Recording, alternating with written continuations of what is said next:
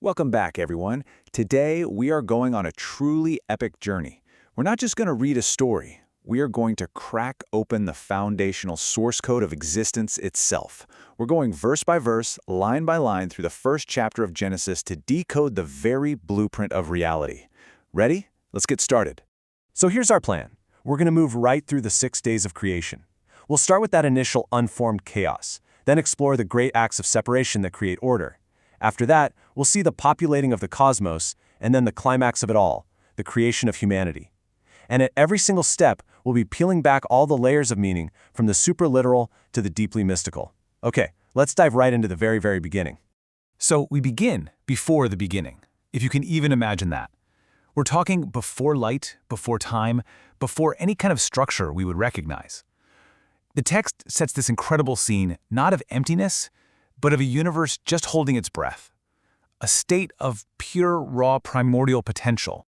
Let's really paint this picture in 4K for a second. Imagine an infinite, soundless void. Now, it's not empty. It's filled with this chaotic, watery mass, the deep. And it is shrouded in an absolute darkness, a darkness so profound it feels like it has actual substance. And over this immense, formless ocean sweeps the Ruach Elohim, a term that means both a mighty wind and the very Spirit of God. It's hovering, vibrating with this imminent creation. The universe is literally a canvas of unorganized material, just waiting for order to be spoken into it. Okay, now this is where it gets really interesting. Let's look for what's called the remez, the hidden code, in the very first word of the whole book, Bereshit. Ancient commentators were always looking for these deeper hints, and they saw a hidden structure. They split the word into two, bara, shit, which actually translates to, he created 6. How cool is that? This suggests the entire 6-day plan of creation, the 6 primary dimensions of divine expression. It was all embedded right there in the opening syllable. The end was literally coded into the beginning. So this obviously raises a huge question, right? This is the drisha, the demand for meaning. If you're all-powerful, why not just snap your fingers and create a perfect, finished universe? Why start with this messy, chaotic state of tohu vavohu, this unformed void? It feels inefficient. But what if that's the whole point? The defense, drawing from centuries of commentary, argues that creation isn't just about the result, it's about the process. The entire story of Genesis 1 is about bringing order from chaos. This isn't a bug in the plan, it is the plan. It establishes the foundational theme for the entire universe, that the greatest work is transforming chaos into cosmos.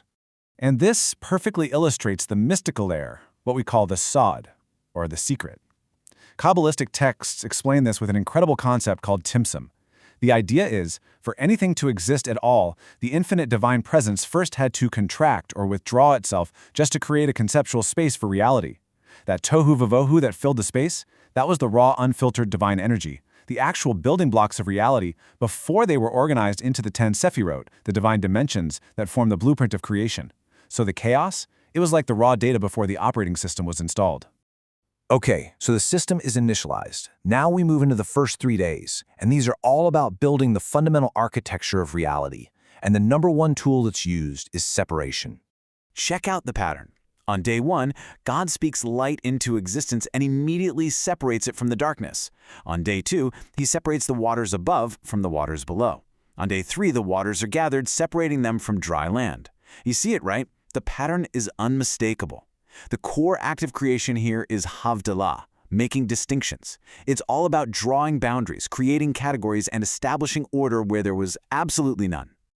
Let's just zoom in for a second on day 2 and this word, rakia, the firmament. Now, it's often just translated as sky or expanse, but in mystical thought, it is so much more profound.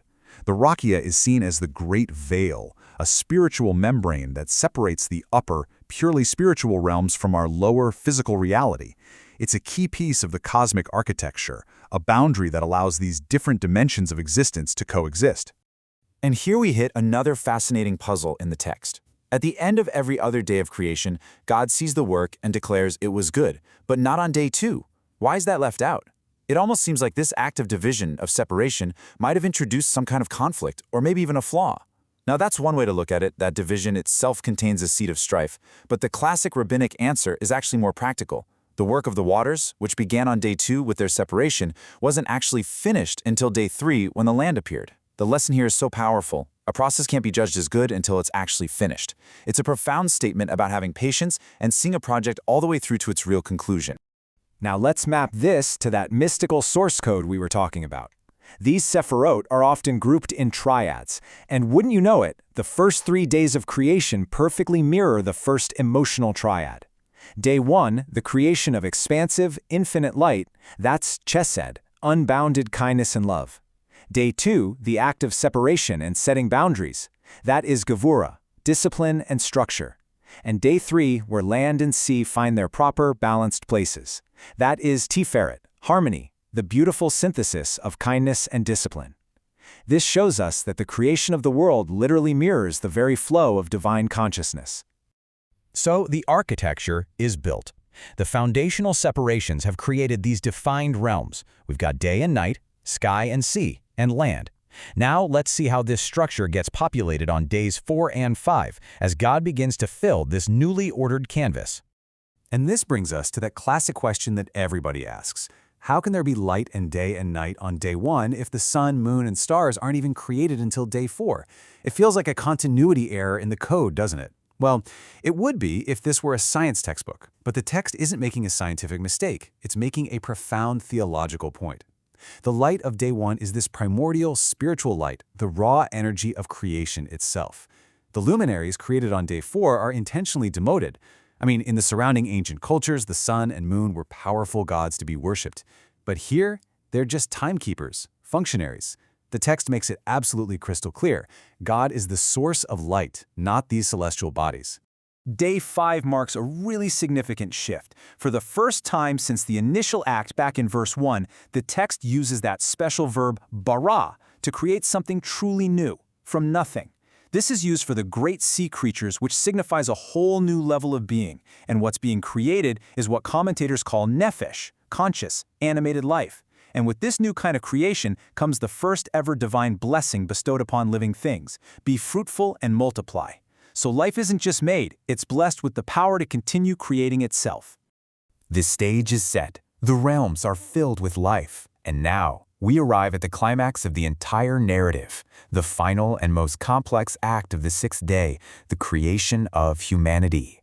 And this is the pivotal verse. Listen carefully to the dramatic shift in language. Then God said, "Let us make man in our image, after our likeness." I mean, after a full chapter of singular commands, let there be light, let the waters gather, we suddenly get this mysterious consultative plural. So, what is going on here? Exactly. So, the crucial question is, who is the us? This one single word has launched millennia of debate. It really seems to complicate the idea of a single, monolithic creator that the chapter has been so carefully establishing up to this point.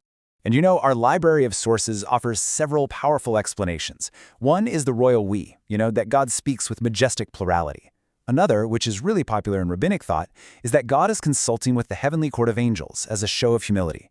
Some say God is speaking to the newly created earth itself, inviting it to partner in bringing forth humanity. And of course, a central view in Christian theology sees this as a dialogue within the Trinity. But what's so fascinating is the insight you get when you put them all together. They all point to the same core idea. The creation of humanity was not an arbitrary command, but a deliberate, consultative, and deeply relational act. And on the deepest, mystical level, the sod, that phrase, "in our image," refers directly to the spiritual source code. Humanity is created as a microcosm, a small-scale reflection of the divine, 10-dimensional structure of the Sefirot. Just as the universe is built on these 10 energies, the human soul is structured to contain and express all of them. We are literally designed to be the interface between the divine blueprint and the physical world, the agents who are meant to manifest God's will on earth. And with that, the 6 days of work are now complete. The source code has been written and executed. All that's left is the final system check, the ultimate assessment of the entire project. Now, humanity is given a mandate: have dominion. But the Hebrew word used here, virdu, has this fascinating dual meaning. Yes, it can mean to rule over, but its root can also mean to descend. And this hints at a very different kind of leadership, not forceful exploitation from above, but stewardship, a descending into the world to care for it, to elevate it. It connects us right back to our origin. Adam from the Edema, human from the earth, tasking us with caring for the very ground from which we were formed. And this brings us to the final verdict. It's not just good like it was on the previous days. Now looking at the complete, interconnected system with humanity as its steward, the assessment is tov meod, very good. This signifies so much more than just approval. Mystically, it represents the complete and harmonious integration of all the Sefirot. The expansive kindness is perfectly balanced with disciplined structure. The entire system is working together. The source code is run successfully, creating a balanced, flourishing, and interconnected reality. So what does this cosmic story of creation have to do with our daily lives, right? Let's bring this entire universal blueprint down to a personal, actionable challenge. How can we fix our own internal dimensions? The challenge for us this week is to practice havdalah, separation for a purpose. The very first tool of creation was drawing boundaries to create order out of chaos. And we can do the exact same thing in our own lives. So this week, choose one area of your life that feels chaotic. It could be your schedule, your digital space, your physical desk, and create a clear, purposeful separation. Distinguish between work time and rest time, between a focused space and a cluttered one, between intentional connection and just mindless scrolling. The story of creation isn't really a story of something from nothing, but a story of order from chaos. It's a reminder that the most divine act we can perform is to look at the unformed and void parts of our own lives and, with intention, speak a new order into being. So the final question is for you to reflect on. What chaos in your world will you transform into order this week? Thank you for joining us for this complete journey through the Pardes. We hope these ancient truths help you improve your own dimensions. If you enjoyed this full chapter deep dive, please like, subscribe, and share. Which part of the journey touched you most? We'll see you in the next chapter.